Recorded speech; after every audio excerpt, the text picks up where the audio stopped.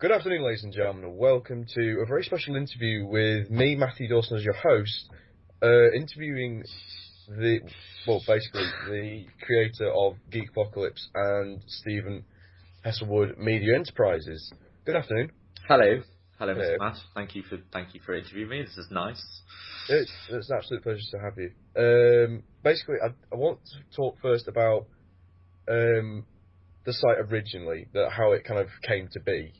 Because it seemed to be sort of like an off project from Y Radio. Yes, correct. Is that your creative direction? Yeah, your own stuff? That's actually a really good thing to talk about. That's something I've never, I think, discussed. Because as you mentioned, it's good that you know about Y Radio because that's kind of the complete side, the thing that the sort of I jokingly refer to it as the beta test of Geek Apocalypse because.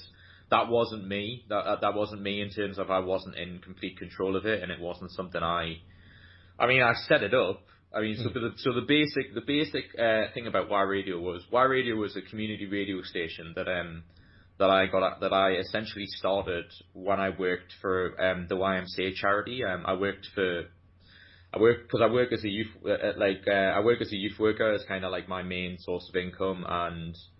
I say main as in it's just sort of a part-time thing because I work the great benefit of working as a freelancer is you can work as a small amount of hours and you're in control of it and all that kind of thing. So I originally got hired there to do sort of media stuff at the North Shields one, and they became aware of the fact that when I was doing university stuff, I wanted to be a teacher, so I did like English and history. And I also did a lot of production-y stuff because my goal after I left university was to be a BBC producer. But during sixth form and stuff, I did a lot of work experience in schools. So I did like a whole month in Holystone Primary School, for example, and with the idea of being a teacher when I left university. So when I was at YMCA, they became aware that I had that experience. And I was doing media stuff for them, and they basically said, "Have you ever went down the path of youth work? Have you ever thought about, teaching young kids what you've learned so far?" And that intrigued me because it's kind of like teaching, but it's sort of the better form of it because there's no homework, it's a lot less stressful. There's no real structure to it. You can teach them the stuff that you think is valuable. Yeah, and I could give you like a rundown of some of the stuff that I did. Some of the things I'm incredibly proud of doing. One of the things that they had a deal. Obviously a lot of charities work together, and Bernardo's hired me during that period of time, and I taught homeless people how to play guitar, which was incredibly awesome. Wow. And I did music. They then found out I had a music background as well because I'm one of these annoying people that just self-teaches instruments all the time. So, you're working on your own album, aren't you? Yeah, it's on Bandcamp. I haven't really promoted it at all. But occasionally it'll get played in some radio shows and stuff. But I'm not. If there's such things as side projects, that really is a side project. I'm wanting to be in a band. That's something that is on the radar at some point, but we'll get to that because that's sort of future stuff. But anyway, so the Y Radio stuff basically came out of that. It came out of they said that they had radio equipment around, and they actually did have a Y Radio before that by a girl called Laura Robertson. Did it, and then she left and went on a world trip and just went, "I'm leaving," and this all of a sudden had a sort of radio station that was not managed anymore, and just died, and they basically said, "Do you want to resurrect it?" And it seemed intriguing to me. And the reason this is a good thing to bring up is because it shows the kind of commitment you have to make if you want to do something like this. Because I worked on that. Me and Graham, who did the site, which is the reason it's an interesting transition, because the same guy did both sites, my friend Graham, and I spent about 6 months making. I really wanted to make it work. So during the time I was working for the YMCA and volunteering, because I wasn't working then, I just spent all my spare time with my friend Graham building this site, and we built it from the ground up. And at the point it got to, we were doing like 20 shows a week, and I was running it and editing all the shows and being there the entire time, and it became far too much work. And then there was a specific incident that happened that I can't mention on broadcast and stuff, but basically stuff. A situation happened that led us one of our presenters got us into trouble. Basically, is about as much I think as I can say. And it led to us severely getting penalised in terms of what we can and can't do. Oh, wow. But it was kind of the beginning of the end anyway. And I'm not just saying that to kind of make it sound like it failed or anything, because it didn't. It was just basically came down to two real things of I lost kind of 100% control of what I could do, and it really pigeonholed the direction I wanted to take it, because at the end of the day, someone else was paying the bills. So, you know, you can kind of understand them having that viewpoint, and especially when something goes wrong in terms of their reputation can get tarnished, they all of a sudden then wanted to, you know, see where I was going to take it. But the real reason, it wasn't really that as the reason. The real reason was they kind of made a collective decision that we couldn't advertise because of being a charity, so we couldn't sort of generate money. And so the remit was, when they first told me to do it, was, we wanted to do it with the idea of it could be self-sufficient. And as soon as they made that decision, I basically said to them, you've cut off my one only way of making it self-sufficient. Because the other thing they were trying to do were grants. Like, there's certain grants you can get to do community radio licensing, which are incredibly complicated. But the only two we ever did during that time was incredibly badly managed, and we never were ever close to getting one. And the problem is it's like every 6 months. So, you know, if you don't get one, you've got to wait another 6 months to apply again. And it basically had very little. I grew it as far as I could, and needed support from the people that made the decisions, and they just decided that it wasn't worth continuing with. Even though at one point, what I will say on this interview is that it did get to the point where they were actually talking about incorporating it into every YMCA in the UK. It got to that point because of how much. So they thought it was such a great thing, and every YMCA had heard of it. And they were going to implement it in every YMCA, and then it just died because they cut everything out from the source. So what to answer your question fully, that led to me eventually leaving that job, to become a freelancer, and then I basically sat there in October 2013, whenever it was, and basically just went. I've gained all this knowledge. I have a top 10% degree. I've done all these production stuff, like working for the BBC and all this kind of thing. I've ran a radio station for 2 years. I feel like I've gained all, and also I just feel I have a natural talent for this. So I feel like I've sort of done enough. Oh, excellent! That's the door. At least that started during a little bit, but yeah, I'll answer that in a sec. So 2 seconds. Yay! I have food. I'm not going to start. Good. It's awesome. It's just I've been waiting. Been sort of waiting for some. I'm happy to talk about this because this is going to come up, but yeah, I had a sort of situation where I was ill beginning towards the end of last year, and I've been basically fighting the NHS. So there's been this big thing of I got some I basically won my case and got some compensation money that's come through at the minute, because basically my whole entire life changed because of it, because I have symptoms I have to deal with every day and all this kind of thing, because they basically fucked up my treatment.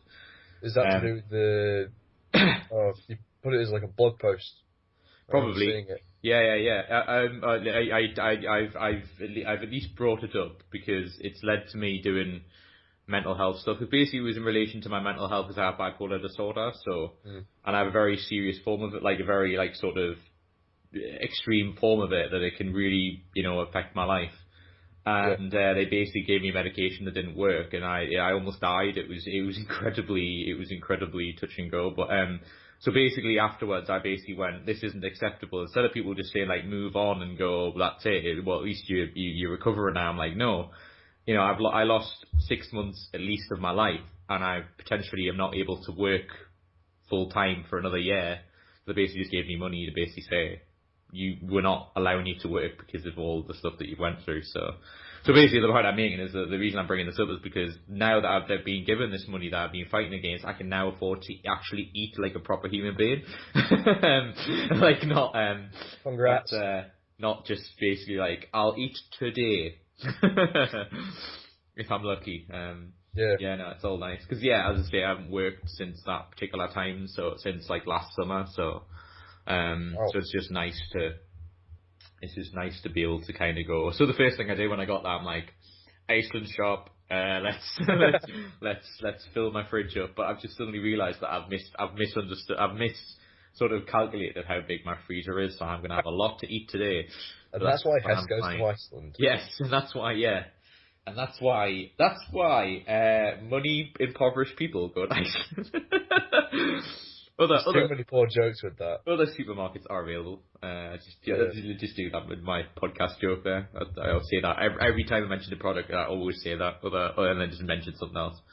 But anyway, as I was touching on, so I'll just, if you want, I'll go back to the Y Radio stuff. So ultimately I created this radio station, the community radio station, while I was working as a youth worker, and as I say, it was very successful. We had quite, for a radio station, we had very good numbers. You said you had thousands of views per week. Yeah, we did. We had a very good metal show that my friend Wayne did. I did my own show, which was difficult to do. Yeah, exactly. Because the problem is, I mean, there's a real serious point to this, is that whenever you do sort of whenever you start something from the ground up, this is what I say to people in relation to starting a business, is whenever you start something, is people don't care about it. Like, they literally do not care about it. And it's not because it's not something that's worth caring about, it's because it didn't exist until you decided to do it. So you've got to have that mindset when you first start, is to realise, I think this is awesome and I think I should be doing this, but you have to have the mindset of that the majority of the world are not going to care about you. You have to stick to doing it. Yeah, you have to just keep doing it. Yeah. To the point where people go, you got to gain some sort of reputation for doing it, because I like the fact that the world is unfair a lot of the times, but I generally do think this idea of just starting something and getting instant success, I like the fact that the world's not like that, because that's the whole reason it should be that way. It should be that you start something, like you start a Twitch account or you start whatever it is, and it goes, because it gives you the ability to look at things relatively speaking. And I don't think enough people do that, sort of having an objective viewpoint of where you currently are in whatever it is that you're doing, because and podcasting teaches you that, and that's what the radio did to me, because it's like, there were some people who would scoff at that and go, thousands of views a week. I'm like, that's loads. The community radio stations would die for that now, because it's got even worse since I did it, and that was 3 years ago. I mean, No, I know exactly what you mean, because I've got a blog, and I've been doing that for the past, it's nearly a year now. Mm-hmm. And I've been doing that every single day, or very near about every single day. Yeah. And I've come to understand that even if you get something like 30 views in one day, that is spectacular. Yeah. Because exactly. You gotta have the reality of that. Yeah, you're fighting. Yeah. You're a needle in a haystack. And if you're starting something from scratch, that's going to happen. Especially, I mean, there's a counterpoint to that as well. It's good that you have that mentality, and it's the same. You got to also think about, what are you? This is something that this is what annoys me with, and it's in relation to the question you asked about the Y Radio stuff, because ultimately the reason it didn't work is because we weren't marketed, we weren't given the opportunity to go to certain places and say, look at how awesome it is that what we did. Because everything that was successful for was me, Wayne, all the presenters, Graham behind the scenes, and me behind the scenes, and all of that was a collective effort to get people to go, this is actually really good. And I swear to you, there was some people in that corporation who were actually generally pissed off that they would get phone calls and like, can we speak to the guys who do the Y Radio stuff? That Y Radio stuff's really cool. So it was that's kind of the problem when you start something from scratch in an organization, because they become jealous of what you've done. The reason they become jealous is because they're supposed to be doing something that gets them the reputation of that's a really greatly run organization. We come along, make something completely from scratch, and that's getting more praise than anything else that's done in the building. And they would apparently we would sit in meetings and we would the guy who, like, the chief executive would turn to the people who do like all the sort of media stuff that we did for our own radio show, because we kind of tried to treat it as a separate entity. It's like they paid for it, but we treated it as a separate thing. And they would like have meetings where they basically go, can we do what these guys do? Because they're doing a better job than you, and I'm paying you to do that. I'm paying you to do this. And I'm like, well, here's an idea. How about you fire them and hire us? Like, that would be surely anyone with any business acumen would go, well, they're not doing a job, and I'm paying them 5 times as much. These guys have just come out of university and are probably worth 2 times less money. Yeah. They're doing twice a better job. And yeah, I'm spending all my meetings shouting at them for not doing a good job as them. Why don't I just give it to them? But that's not, for some bizarre reason, that's certainly... this is one of the problems I have with sort of a capitalist nature, is that they never really look at it in a kind of realistic... Yeah. What I often find in companies I've worked for is that it becomes a kind... This isn't for all companies, there's some very good companies out there, but I'm just saying... A lot of the time when you have that structure, it becomes I'm fearful for my job. So you get people who become this sort of inner gang. So once you reach the sort of top level of any company, they're all got each other's back, so they never get fired. Yeah. Because it's a nice place to be when you're on a 5, so in some cases 6-figure salary with the way that these companies are structured. So yeah, it annoys. The point I was getting is, it annoys me whenever you make stuff, and people go, oh, why am I not getting any views? Why am I not? And I say, is this what you want to do? And if their answer to that is yes, I'm like, how many times are you doing it? And even if they turn around and say, oh, well, but I'm dedicating like 5-6 times a week to do this, and I'm really planning it and all that kind of thing, I go, how much of time have you spent telling people it exists? And the majority of the time, their answer is nil. And I go, that's why you're always on Twitter. Yeah, exactly. You know what's funny about that? I get criticised for that. I get criticised that, like, since Twitch has started, people have said, oh, it's annoying because when we followed you and all that kind of thing, you would do the podcast and everything, and now you constantly saying you're on Twitch. I'm like, because it's a new thing. Because it's a new thing. And I look at the statistical... if you're got any business savvy at all, look at you use something like Buffer, where it tells you how many people have clicked, how many people have seen it, the potential reach it has, and it's a great way of figuring out what you should be tweeting and how you should be tweeting it. And it tells me what traffic goes to Twitch for me doing it, and believe me, it's worth doing. Sometimes, and it goes back to what you said, a great point you said about the blog. Sometimes I'll tweet, and for whatever reason, either it won't get retweeted or whatever, and it just doesn't get any clicks at all. Like, so no one will go on my Twitch. But yeah, sometimes where we've done it, like, there was one random tweet I sent out where I was playing Last of Us, and it was my last day, and I'd done the whole walkthrough. We got like 50 people came in the chat in literally over that one tweet, because it got retweeted. Yeah, it was a great game. It got retweeted like about 10 times. And that's kind of the beauty of social media, is that you can send out... Yeah, you can send out something and it may die on its arse, or you may send a random tweet and all of a sudden it gets... this happens even in smaller tweets that they do. Like when I have a tweet that we do a shop, what's interesting about that, and it shows that people who are following me want to follow me, is because I ever like send out a tweet that we have a shop now, I always look at that and it gets a decent number of clicks. And I'm like, that shows to me and that, if it doesn't, because if you ever look at sort of Buffer and how it teaches you stuff, that tells you the potential reach it has. And if we currently only have over 400 tweets, 400 followers, but that's because I made the mistake of, and this is me learning from experience, because you're going to make mistakes in business. I had this kind of very one-dimensional thinking, and this is relation to the Why Radio question, is that it is very easy to go into this one-dimensional way of approaching something. And the reason I say that is because I had this attitude that Twitter didn't matter.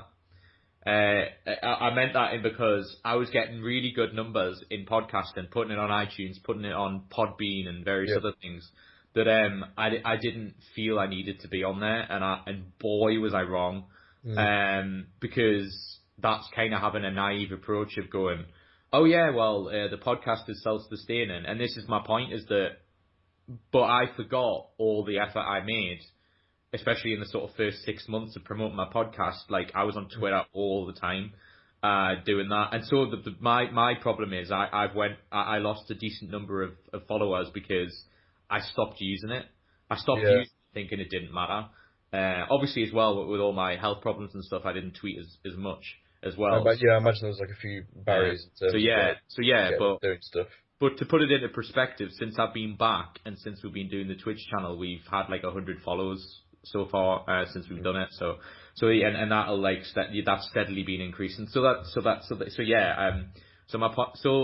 really, to finish your answer on that is to just say, it annoys me whenever people create content and want to do it as a thing and spend literally no time telling people about it. Because I'm constantly emailing even more mainstream people who I know will not touch me with a barge pole, just to go, can I have 5 minutes to talk about what I'm up to? Which is interesting, because I think there's stuff on the horizon that I'm working on that I think I will get more. There's bigger projects for the site. Yeah, no, I mean, rather in terms of the business, I'd say, rather than the site. But I think the point I'm making is, a lot of people think that it's got bigger. It's got that there's a more like mainstream accept sort of geek content, and I make a sort of the distinguishable thing of that they accept it up until a point. They accept it as much as it benefits them, and I think the reason they started to accept it is because it makes money, because they're going to talk about Marvel and all those sort of films because it makes money and it makes exposure, so they need to talk about it. So obviously it'll trend, so they'll trend with it. But I always make the key distinguishable feature of, if it's something that is actually meaningful and is worth something on a grander scale, they'll talk to the people who are starting out. They'll talk to the more independent ones. They don't do that yet. So it's not a case of like, if you had like let's take, for example, for an argument that you had like an independent film that was made for, let's make a round figure of like £1 million. You'd probably get quite a decent number of mainstream exposure by mentioning that you spent £1 million making this film. And the reason for that is for a very, very, very key distinction. You've mentioned it's a film. If you say you've made a film, I mean, obviously, I know there'll be people who are listening to this who'll be going, but yeah, you're not. Of course, there's other discernible stuff like what genre it is, what age rating it is, all that kind of stuff. But I'm just saying a very stereotypical, broad example that you're going to get more exposure because if you mention it's a film, if you mention it's being filmed here, etc., people, you're going to get exposure for that. And there's certain things that we've done in the past where we've got mainstream exposure because we've made it for want of a better word, very broad enough that they'll go, well, it isn't really a geeky thing, it isn't really like it isn't this, it isn't that, and so they'll promote it. And it obviously is much easier as well when you get other companies in who are mainstream companies, and they'll go, well, they're in it, so they'll do this. Because what was interesting, the thing I'm thinking about, I don't know if this is part of your questions, but was the convention I did last year, like the Geek Fest. and we had a lot of mainstream companies there, right? And I actually, this is the first time I've said this, but I was a little annoyed at the way mainstream media handled it. And I don't mean that in any, I was happy for the exposure, etc., etc. But what annoyed me, it annoys you when you're the person behind the scenes doing all the work and they don't talk to you. They go to the person who's just, because Josh, who I like a lot, who's helped us for Ubisoft, I've got no issue with him at all, because, he's just doing what he was told. But like, for example, Capital promoted us, and Metro, and Metro and various other things, like, they promoted us, like, for the whole weekend, and we were the number one place to go to and all this kind of thing. And it was really, really cool. But the thing that bothered me was that, I made myself available for interviewing. And I basically went, oh, that's cool, but can we talk to the guys from Ubisoft? Can we talk to the guy? And I'm like, these guys, that's all well and good that they're part of it, and I'm obviously that they're part of it, but they're there because I asked them. Yeah. So I'm the person that made this whole thing happen. And they're skipping me to go to the more mainstream people, because that's what they do. Because it's become, I guess it's an interesting byproduct of the thing we've been talking about in terms of in numbers, is that people then sell their soul. They sell their soul for the exchange of getting the exposure, because that's really the only way you can get numbers fast, is by exposing yourself in a way that you're not really wanting to. And that's why all these reality shows have credence, is because they're willing to do whatever it takes to get people interested, and it's understandable, because think of all the stuff that you click on in an average day. You're gonna get shit. There's so many stuff that you click on that are basically just like, this thing happened, and it sounds really dramatic. And really, if you have any sort of journalistic experience and just sort of dwindle it down, there's actual stories meaningless. There's actually nothing happened, Although, talking about numbers, yes, your site itself set up in March of 2013. Yes, correct. Is actually doing very well. Yes. In terms of being like an independent site. Yeah. It's become a quite large network, because you've got sci-fi writers, you've got members of Ubisoft coming down, you've got independent game developers on the podcast, and in terms of being like a personality, I guess, in the scene, I guess you're quite a large part of it. Yeah, it's a good point. I think there's a key distinction to be made, that I think the byproduct of your question is in relation to what a lot of people fail to understand in regards to making this a brand. It's the one thing, and I must reiterate as well, I never went to business school, I never did a business degree, but I think one of the English and history at Northumbria. I did English and history, yeah, and the one thing I learned over that period of time, one of the things that university teaches you is how to think and to second guess yourself. And I already was like that anyway. I mean, we touched on this before we started the podcast. I mean, I have bipolar disorder, which forces me to think anyway. Yeah. Like, it forces me to look in myself and go, why am I thinking this way? And that's a very great skill. That's a very useful thing to have when you're running a business, because you constantly have to think, now, is that the right thing for what I'm trying to achieve? Some people just go out on a whim and do something and think that's the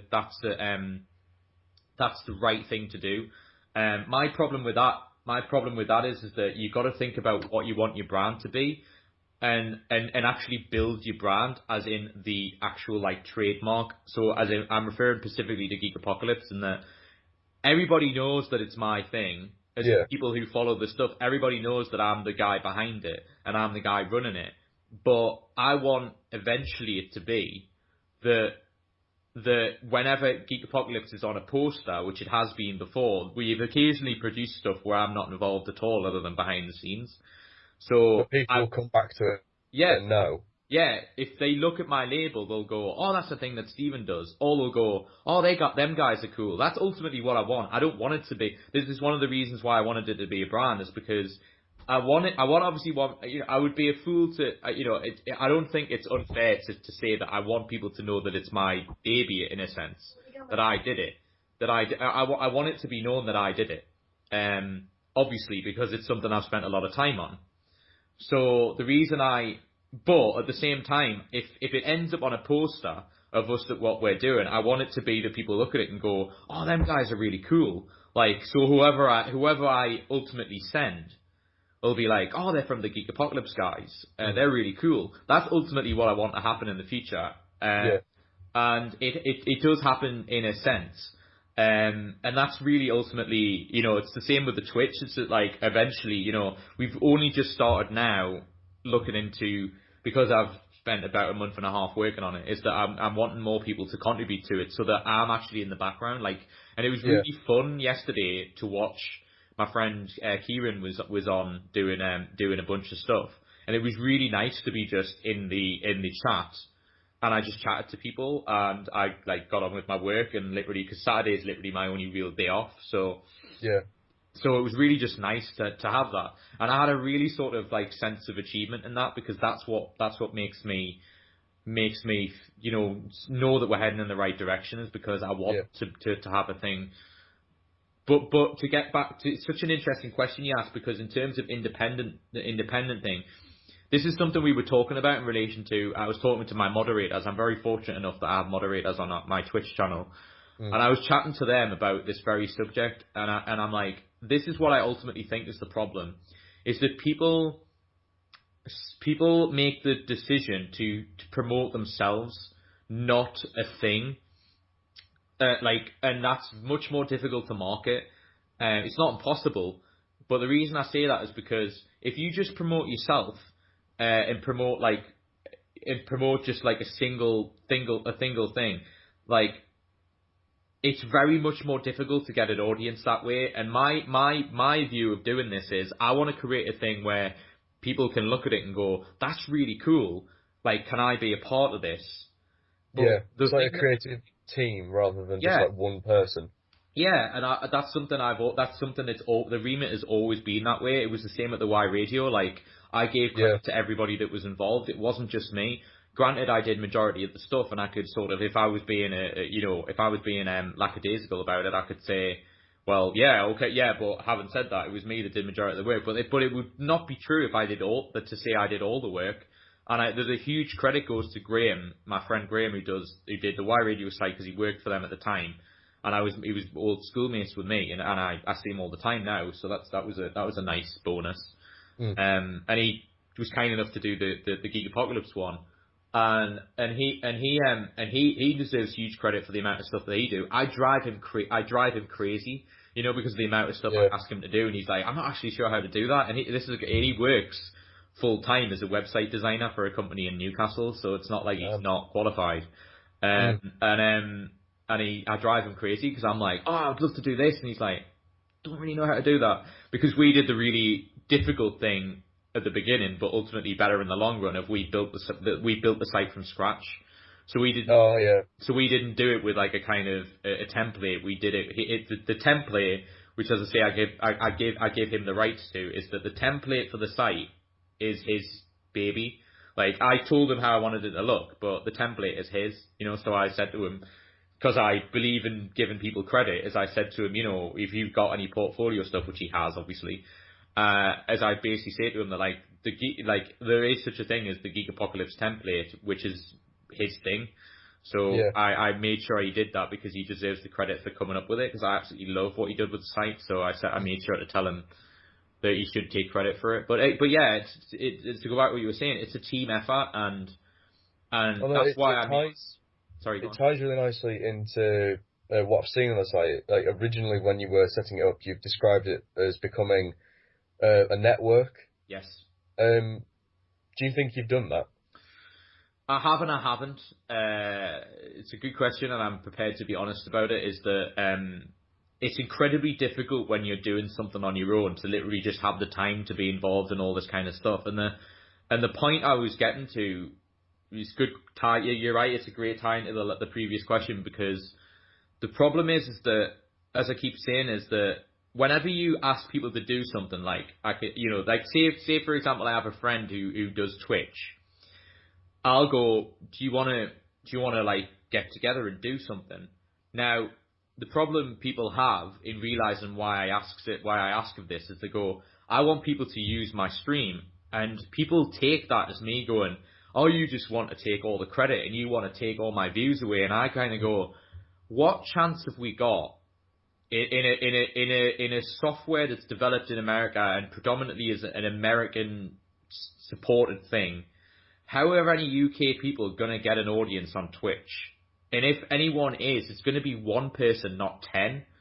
You know, so if we are sort of devaluing our own sort of, by not collectively being together, I think it's much more credible and much more likely to be successful is if I say to people, you know, how about you take my slot on my stream at 6 to 9 on a Monday, because I don't happen to do it on a night time on a Monday, and go, you take that slot and take the audience I've made now, and you've got an audience there to play with, and I keep saying to them, and if this becomes a self-sufficient thing, which is the goal with Twitch,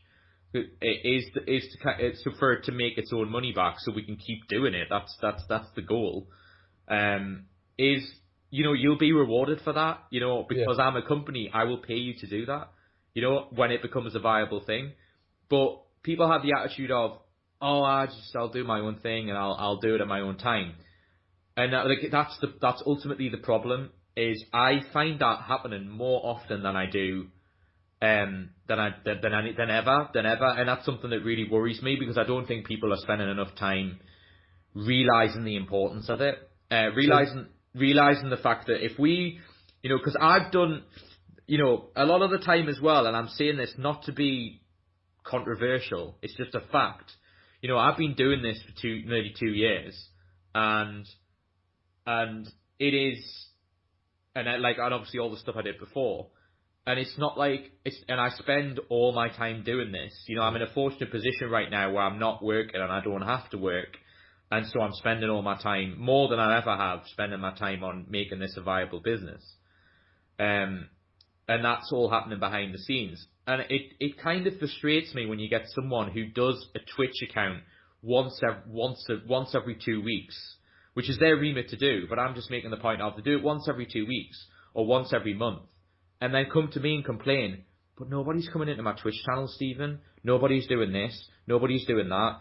And I'm going, but when I offer you a viable thing of at least having some people in the chat to talk to, and to make it a much more enjoyable experience, and we're benefiting each other, more people go to the thing of, because it's so widely accessible to be able to do it on their own now, more than ever, is to just go, oh, I'll just stream on my own. I'll just stream on my own. So you're saying that people are struggling to network simply because they're afraid for some particular reason, that I'm like, they look at someone like me who's made a brand, who's done the branded thing, and they don't like the idea of being on a brand because they want to be an individual, but not realizing that the brand is just a marketing scheme. You know, it's like the great question you asked me earlier about, you know, the Twitch is called Geek Apocalypse. It's not called Steven Hesse or Steven Hesse, my real name. It's not called that. It's called Geek Apocalypse for a reason, that I want people to contribute to it. You know, if I wanted to be an egotistical prick about it, I could have just called it that. I could have just said Steven Hesse and went, oh, it's Steven Hesse. Not that that's being egotistical, calling you Twitch your own thing. That's up to anyone. But it's logical. But it's a logical business decision to do. And so when people kind of say, oh, I'm going to go my own thing, I'm going, well, good luck with that, because you're not going to be... People have this attitude, because it's the only thing that's promoted in mainstream media, the Justin Biebers of this world. And I always say to people, not that there's anything wrong with Justin Bieber, I'm just making the key point of, how often does a Justin Bieber come around? The answer is next to, he's the only real example of someone that's so big from YouTube. Yeah, there's people who have made careers out of YouTube, and I'm really happy for them, and I hope YouTube, you know, I really mean this seriously when I say I wish YouTube did that more. I think YouTube should do more to help people who contribute to it regularly. But the problem is if you have a remit of, it's kind of a problem we've created in terms of, you know, the internet industry. I say we as in the people who use the internet, and companies like YouTube, because YouTube don't want to go down the path of doing a network, because the whole reason they became successful is because anyone can upload anything at any time. So if you become a Netflix, where you basically like sort of, you know, bring in unsolicited material and then Netflix decide whether they're going to use it or not. And that's a different business model entirely. And so so in some aspects, I can understand why YouTube are just having this attitude of, we're just happy the way things are because they make a huge sum of money doing what they're already doing. So why would they want to change? But it ultimately comes down to that exact thing. I honestly think that's the reason. It's because I spend all my effort building this up as a brand, and people spend all their effort building up themselves. Not realizing that if you have a brand, promote the brand. Promote the brand and have you as the pioneer of it. Because if you because just think about the the really simple point, and I don't think this is sold enough. If I go on a radio show and go, I run a thing called Geek Apocalypse, I'm promoting myself because I'm the one that made it. So I don't. Well, that's the thing though. People will know the brand, and then if they're interested enough, they'll go and learn who's behind it. Exactly, and that's the key. That's the key point. Is that I want people who are interested enough to know who I am. And it's a great marketing tool in that sense because you cut out the people who you really are not going to have for long term. So people really like, of course you do. Of course you do. Anyone with any business anyone who creates content wants people who come back, which is why I can make a really quick example of that at giveaways in Twitch. I see that all the time. And I made a sort of announcement the other day where basically I was originally going to give giveaways every 100 follows and or something like that, and basically sort of tweet that I'm giving a giveaway like one of our t-shirts on our shop or something, or a mug or whatever, and I've decided to completely went 360 on it because I read a Reddit post about it and it completely opened my eyes to how bad it looks, and the point that this guy made on Reddit was, if you're constantly tweeting that you are giving giveaways, it just promotes that your Twitch isn't worth watching in the first place. Because you're kind of encouraging people to go there to get free stuff and just not coming back. And that's kind of looking at it objectively, because the reason you do it is because you want to do giveaways because you want people to come to your stream, and you're hoping that your stream is going to be interested enough that people will stay regardless. But majority of the time, takeaways are good as well. And takeaways are kind of needed when you're on Twitch, as long as I am. The point I'm making is that people kind of think, if I give giveaways, I'll have people into the stream. People will be interested in me, and they'll just think, well, it's cool. We're getting giveaways as well.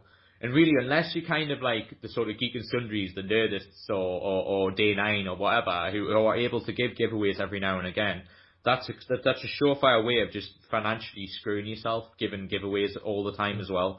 I'm not saying I would be financially screwed by doing it the way that I suggested, but I'm just saying you've got to always look at it as, what am I gaining out of doing that? Obviously, I want to give giveaways to loyal people. And not just have people who come in and take, someone who may just go, right, I've got my t-shirt and I'll never see them again. I don't want to have that approach, because as you're saying, as you touched on, I want to have people who come back who are interested in me and what I'm doing. And definitely. I'm fortunate in that there's people who do, and they're the people the problem I think people have whenever they start stuff out is, that's the pool of people that takes a long time to grow. You're gonna get the odd stream, the odd video where you're gonna get people outside of that group who are gonna look at your stuff, and they'll probably look at that one video and never look at another video you do. That's just a fact.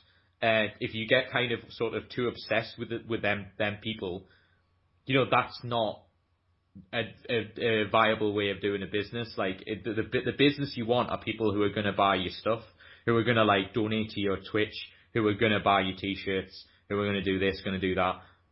They're the people that matter, because and they're the people who ultimately will care about your content, who will want to purchase your stuff.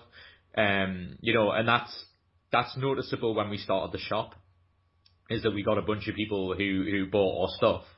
And I think that's because, that's people who are obviously, in my eyes, must be people who have known about me for a long period of time, and know that, the t-shirts where the videos where I've wore a t-shirt and all that kind of thing. Yeah. I think that I think they're the people who have bought the stuff, and there's been some odd people who have just, and there's some people who know me for the Twitch who don't even listen to the podcast, so that's the other great benefit of branding, is that you can have one particular section. And I've noticed a difference in my podcast since I started Twitch. So I think it's had a, medicinal benefit. Like, it's had a really good positive benefit on my podcast because, it's occasionally it's mentioned that I do a podcast on there, and it's written on that I have a podcast. So I think people end up looking at it that way. So it's all good. I think there's just like one of the final questions I wanted to ask you is about like the ability to stay fresh, because especially on Twitch and with the podcast, they're both kind of like time tested ways of reaching an audience. Yes. And, that's all well and good, but the content provided can normally be the same. So it's something I want to ask: how do you stay relevant, I guess? Yeah, that's a good question. Like, I think this is kind of another thing that I think people are kind of a bit afraid of, is because if you have a brand, it kind of gives you the sort of right to the privilege of being able to have a little bit of variety in what it is that you're doing. And that's something I set off from the mindset right from day one, is that because it was the same with it was the same with the Y Radio stuff. It was the same with everything that we've done, is that if you have a brand, you can make a brand whatever you want it to be. Although geek's in the title, like geek, I kind of use as a verb, as a kind of like to be geeky about something. It's kind of like whatever you're interested in, you should promote that and talk about and be willing to talk about it, because particularly when I started, it seems to be getting better. But since I started this, a lot of the time it was sort of like you weren't allowed to talk about the thing that you really liked, and that really bothered me. It really bothered me. Isn't that what that drove you to do Geek Apocalypse in the first place? Because you wanted something where you could just talk about what you liked. Yeah, and that's really that's exactly it. That's really what the underpinning of it is in relation to what I touched on earlier about the Y Radio stuff, was because, for example, I wanted to interview a scientist. Now, they were a Christian organisation, so they had a kind of a little bit of an issue with that. And I wanted That's adorable. Yeah, well, it's all that kind of thing. It's very trivial stuff like that other people might just go, well, you got a radio show, you should, it really annoys me when people kind of have the attitude of, when you go, oh, I'm being handcuffed doing my show, and a lot of people's responses are, well, you got a show, you should be grateful. And I'm like, no, well, I went from being able to do whatever I want to be able to not being doing anything at all. And anyone who's in any job where that happens are going to be annoyed, are going to be frustrated with the fact that it's changed. And that was really the attitude I have. And then, so you're right in the sense of, I mean, we did a video game show, we did an improvised show on that thing, we did a music show, we did my show, which was like an interviewee thing, which is really sort of the beginning of the podcast. And I just wanted to do a thing of, I wanted, in a very, very basic, trivial sense, that I wanted to do a podcast where if someone came to me and said, oh, I've got this thing, and I went, that's really awesome, I could go to them, well, I've got a podcast that has quite a decent number of people on. Do you want to come on and promote whatever it is that you're doing? And that's the most thing that I most love about it, is because I get emails every day of someone saying, oh, I've got this thing. Like, I've got this, like the other day I got an email about, and I'm trying to organise doing a podcast for it, where a friend of mine sent me this thing saying that I've got this friend who's got this comic book that he's trying to get money for, and he showed me like some stills and stuff. And so I get the privilege of seeing stuff before anyone ever sees them as well, which is really, really awesome. And then I basically like looked at it, and I make a kind of decision on their selling point and whatever they send me, and if it's something that interests me, I go, that's awesome. Yeah, you should come on the podcast. That sounds awesome. It's interesting because you get the other side of the coin as well. You get people who send me stuff where I go, that's something I'm not really, believe me, it has to be something very out there for me to go, I'm not interested in that. And so, but a lot of the time it'll be like, just promote this. I don't really deal very well with people going, well, I'm giving you the opportunity to promote something, and I'm going, no, I'm giving you the opportunity to promote something. Yeah, exactly. And I'm like, and I'm not being a dick about it. That's just a fact. Like that's just it's a collaboration. You know, it's not a case of someone comes to me and goes, I'm ordering you to promote me. It's like, no, I decide.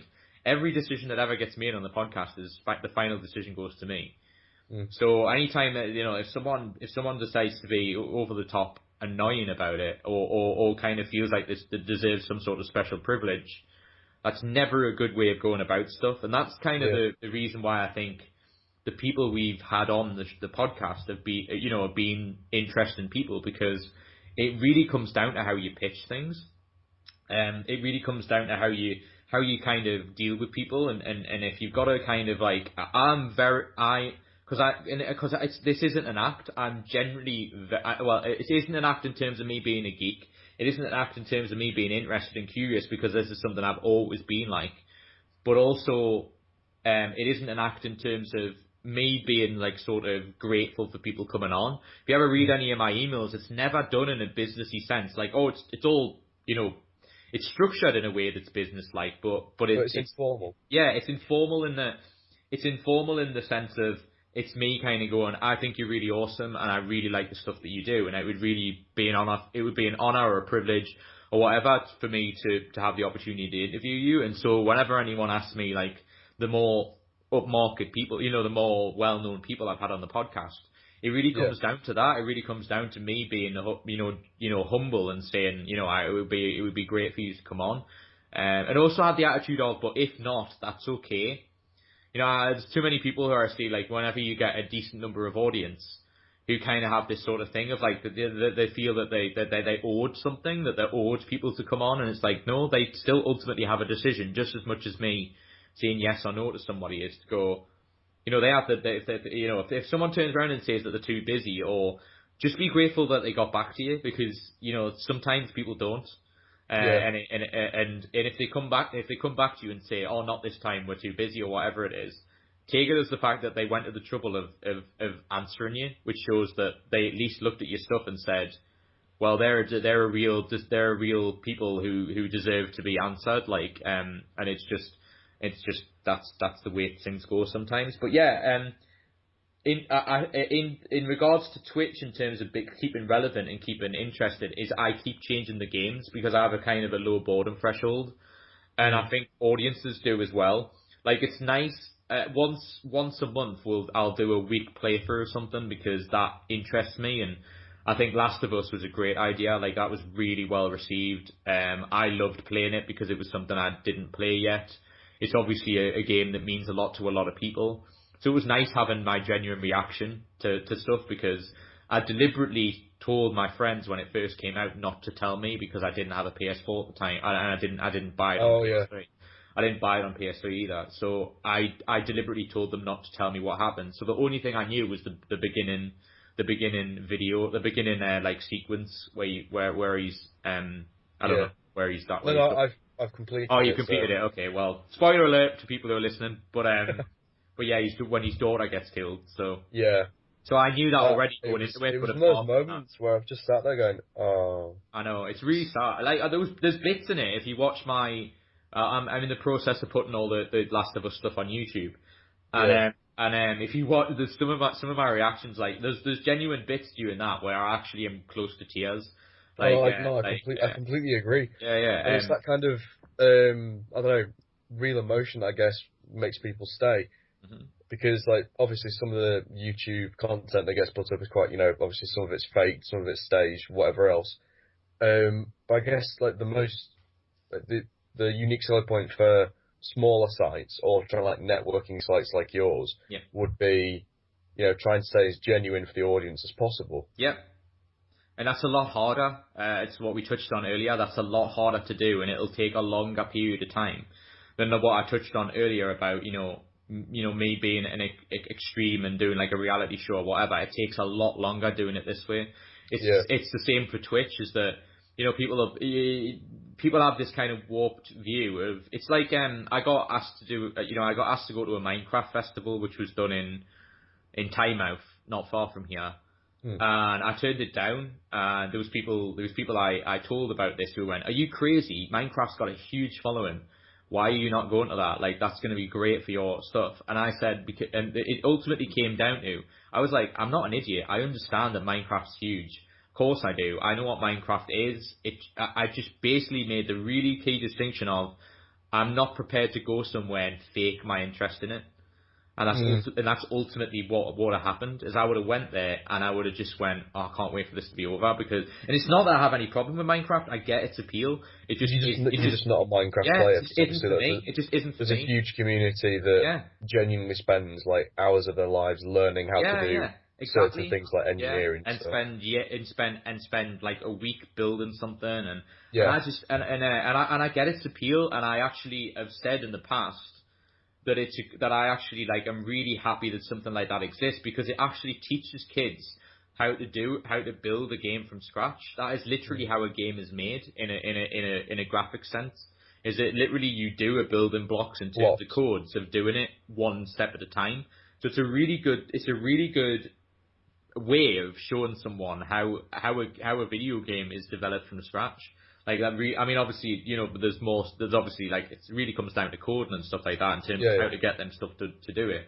But my point, I think, is still relevant in that really that tells you that that's really how games are made, and it encourages creativity as well. So I have no issue with it whatsoever.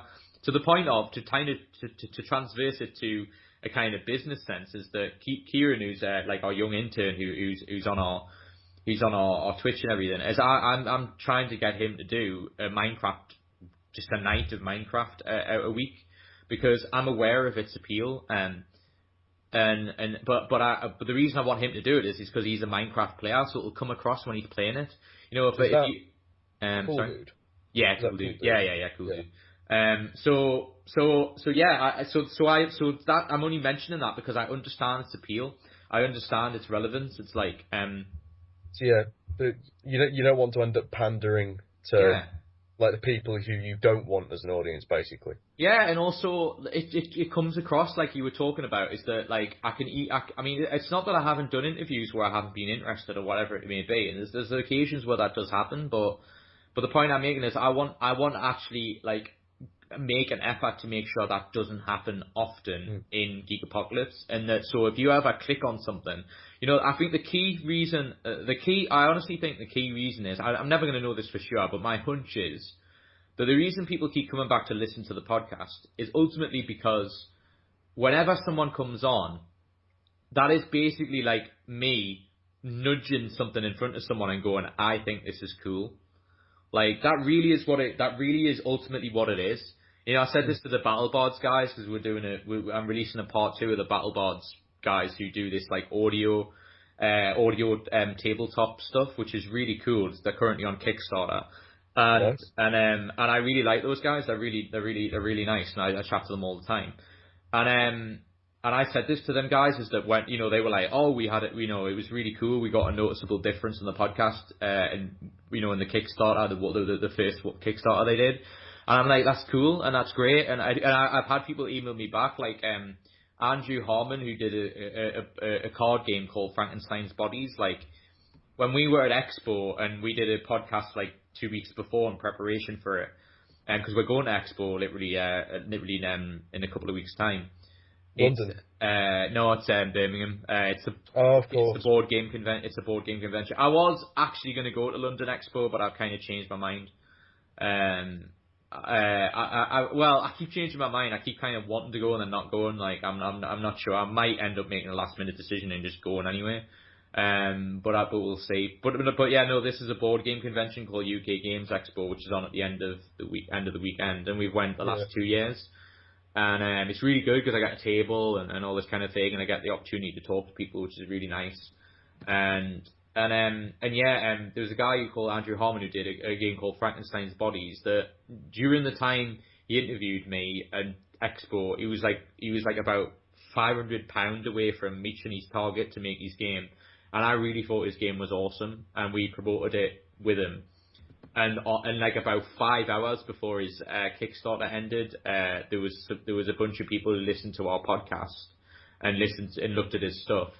and got a bunch of people together and bought a bundle of games, they donated like about 12 games worth of money to his thing, and he made his Kickstarter by about £50. It was, and I was really chuffed for him. So that he managed to make his game, because and what was really sweet of him is as a thank you, he sent me a copy of the game, which I thought was really kind of him. But yeah, it's a really, really great game, and that's stuff that I'm proud of, and it's interesting. That's like the networking that has worked. Yeah, definitely. Nice. I also think it's interesting because I'll stay on this as well, that like you get the other side of the coin, is that, and I know we've touched on this earlier, is that you get people who come to me and say that I'm selfish in the way that I approach things, like it's all about me, and I'm like. I find that like I just can't understand that mindset. It's a bit unrealistic, isn't it? To say that. Yeah, but it's because I'm the guy running the show. It's a bit like Dana White. I always kind of like use Dana White as a good example, because Dana White gets criticised for being the guy at the fights all the time, and I'm like, he's the promoter of the fight. That's a bit like job. Yeah, that's a bit like going to a boxing match and going, why is Don King in my face all the time, like promoting this thing? Because he's running he's running the show. Like, you would never turn around and say, "Oh, Don King, why is he here?" Because he set up the fight. So that's the same thing for me. It's like if Geek Apocalypse did a gig, it's like people going, "Well, it would be really selfish of Steven to be at this event." I'm like, well, I have to be there because it's my, like, at least I have to be there to show that it's going well, like, and make sure people are doing what they're doing. But that's my remit for the thing. It's like, and it's almost like, when I like promote the podcast, it's like, oh, you're promoting a podcast. It's like, yeah, of course I'm expecting, medicinal benefits of having someone on the podcast, because hopefully that'll mean people will come back to my podcast. But I'm here every week. There's a different guest every week. There's a reason for that, is because it gives the ultimate exposure to the guest. So the guest I'm showcasing the guest. I'm here all the time. I know through looking at the statistics of the podcast is that some people skip my intros. So they're happy to hear me interview people, but they don't want to hear me talk about what we're up to, which is completely fine. Because at the end of the day, I have the approach of, they're listening to the majority of the podcast, and they're listening to me talking to the guest. So it's not all about me, and it's like what we were touching on earlier about networking. I want it eventually to be this thing of, like, there'll eventually be a point with Twitch, where I'll have to make a decision of whether it's viable, like whether it's viable to keep up with. And if it does become viable, there'll be a certain point in time, let's say a year from now, as a ballpark example, where I'll have to go. It'll either be that other people will be using my Twitch and I'll be on it a lot less, or it'll just not be viable, because the only reason I'm doing the schedule I'm currently doing on Twitch is because I'm able to. But eventually it'll reach a point where, because I'm looking at making the business like a limited company, because it currently is just, it's essentially me, because Steven Hesse Media finances Geek Apocalypse, but I'm looking into making it a limited company and making Geek Apocalypse the company, which is, that's stuff that's happening behind the scenes. Because the thing I was touching on is that the sort of future stuff, what I'm wanting to do is have my own performance space. That's something I've been wanting since we started this, but that's a lot harder than it sounds. It's not a case of just going up to a room and going, I'm going to hire this room and I'm going to do whatever I want with it. There's so many variables, and also stuff as simple as like, am I going to sell alcohol there? Am I going to have a bar? How many people am I wanting to be in this thing? How much is the lease going to be? Am I going to even have a lease, or am I just going to try and find somewhere where I can just rent a place? How many days am I going to do it? Who else am I going to have? Because I'm looking into the only way that would become a viable thing is to get other people involved in it. So I'm kind of talking to, for example, a friend of mine who's a musician who has like a lot of connections in the music industry, basically to say to him, if this does happen, will you run a night there? Will you run a night? So that's a prime example of, me wanting to be behind the scenes and not have anything to do with it, and just basically have like the Geek Apocalypse Theatre, or Geek Theatre is kind of the tentative title for it right now. But to have like a night where I'm not involved in it at all, I literally hand over the reins to someone like my friend Tony, who I'm mentioning now, and basically go, you run this night, you hire the bands, and I'll pay you to do it, and I'll just have a behind the scenes thing of that will maybe film it or at least record it. And use the stuff later on, and that's really. And I honestly think, in relation to the podcast, because I always get asked this: how are you going to make podcasting a viable business? And that's hard. Sorry to interrupt. Yeah, no worries. You have actually answered my last question. All right, go for it. Inadvertently. Which was? Well, what were you planning to do with it? All right. Okay. Yeah. Well. So thank you for that. And I've just looked at the recording time. Okay. We done like an hour or something. I think. Yeah. Minus my interruption with the shopping. But yeah. I reckon we've got about 45 minutes. That's cool. Awesome. But I'll just answer that quickly. For the benefit of my recording. But basically, just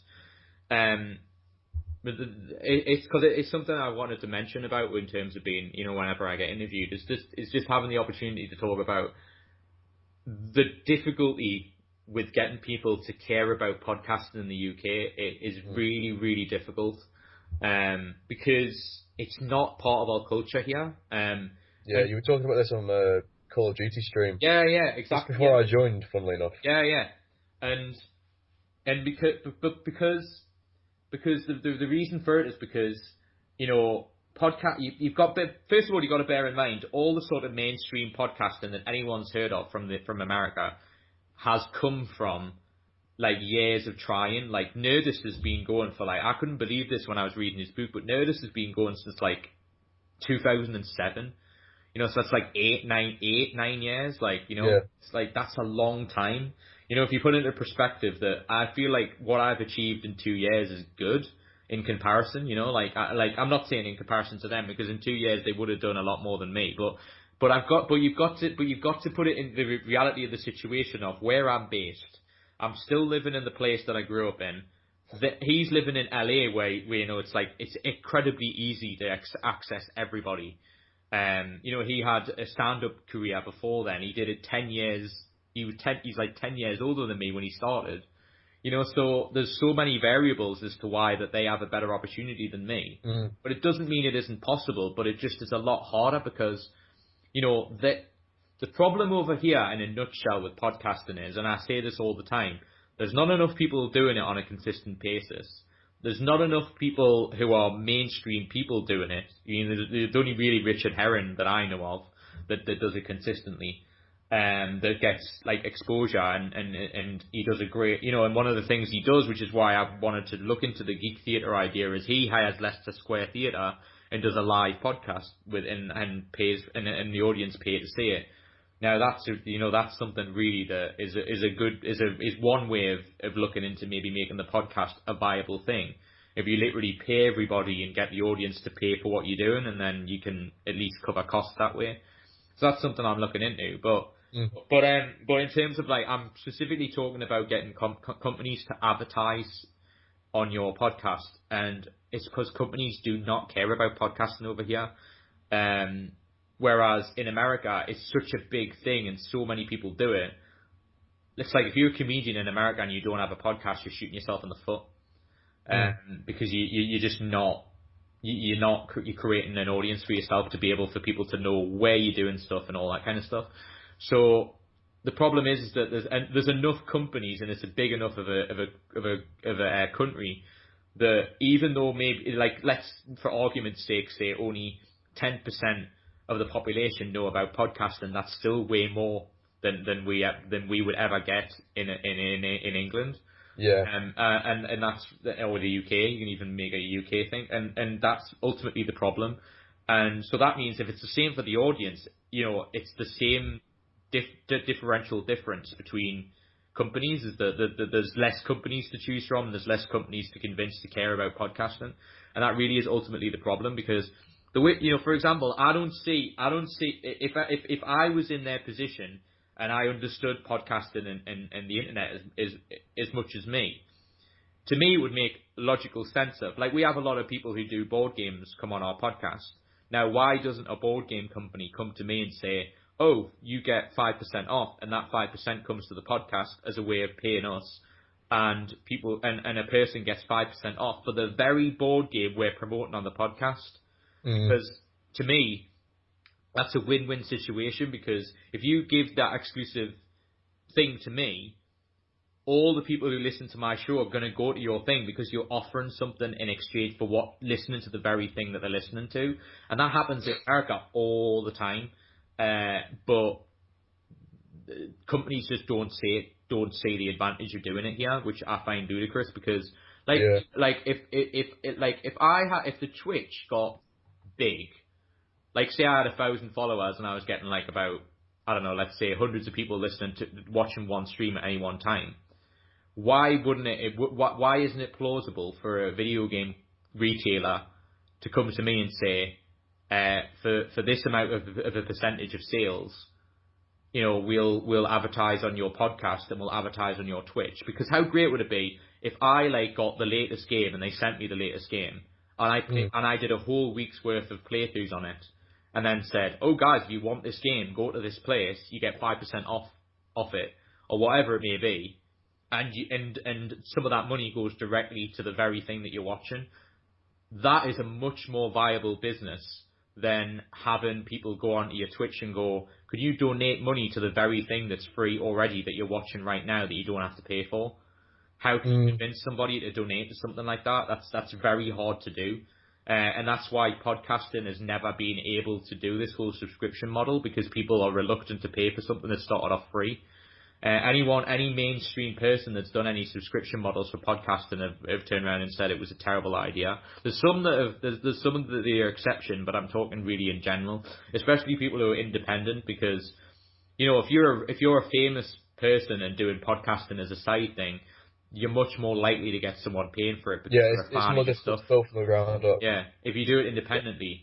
You know, you're doing something independent and then basically saying to someone, now pay because I'm good at what I'm doing. And I'm not saying that I generally think I am good at what I'm doing, but I think everyone should have that mindset when they're creating stuff. And I generally think that I am, like, objectively, and it just comes down to, you know, it's having the understanding and the realistic view of the. Unfortunately, people will look at independent people and go, how dare you tell me that you're worth caring about? How dare you're worth me paying this money to? Because unfortunately, we're paying the price, and it's going to take a decent period of time for this to change. Is that we've grew up with the internet being a free model, so people don't like this idea of being able to have to pay for everything. I do think things should be free, and my podcast is always going to be free. It always will be, because I like the fact that it's free, but it's a bit like there was a situation with Stitcher, where Stitcher a while ago would put people's podcasts on, like Bill Burr and Joe Rogan and stuff. And they would put it on their thing and put advertising within that podcast and not tell the person. And I had this real argument with people on Twitch about this the other day, where people were like, because Redbarn, Brian Redbarn, who is the co-host of Joe Rogan, they talked about this on his podcast, and he was like, well, if you do free content and have your RSS feed everywhere, you're basically causing yourself trouble, and everybody does that. So if you have free stuff, you know, if someone puts your stuff on their site and gives you more exposure, you have no right to complain about that. And I'm like, what? You are so deluded to think that. I mean, but what's annoying is I can understand his ignorance. Like, I can understand his ignorance of going, well, it's free, so why are you bothered about people? Because we should be the ones making money. We're making the bloody content. If somebody came to, it's like somebody, right? See, it's like DVD copyright. It's like you making a DVD that you sell on your site, and then someone puts it on YouTube and pays for someone to see it. That's exactly the same thing. it's just a different media outlet. And they're going, oh no, but it was free to begin with. But like, you know, if you're providing it, they're breaking the law by redistributing it and paying for it. It's against the law. You know, it's redistributing and rebroadcasting something that was yours. It really doesn't matter if it's free. It's fine. No worries. I was finishing my point anyway. It was just basically, so yeah, it's a lot harder in the UK to make money through podcasting. There's only been the odd occasion where we have, and that's something for me to figure out. But yeah, I mean, obviously the shop and stuff helps and all that kind of thing. But basically, but that's never going to be a viable way of making consistent money. That's just ever going to be a side thing, and that's kind of giving back and giving people the opportunity to buy our stuff. That's really how I look at that as. And so really, I mean, obviously the goal with Twitch would be to have a Twitch partnership where we get some of the ad revenue. I mean, that would be great. And that's on the radar, and I think we can get there eventually. But yeah, so the future thing is as I'll say, is that the thing that I'm really working on outside of the podcast and everything else is to get my own performance space in Newcastle, where basically we'll have a night, probably like a Sunday as being the provisional thing that I've been thinking of, where we literally do the podcast live and have an audience in for it. And the reason that has a huge advantage is it can lead me to getting more well-known people to literally sort of like a live Q&A, but we're kind of going to promote it as it's the podcast live, but it'll essentially be a Q&A where people can come and ask questions. So it's kind of like, the way I would probably market it as or pitch it as, it's kind of like going to a convention, but getting the opportunity to talk to the person you went to the convention for at a lot less money.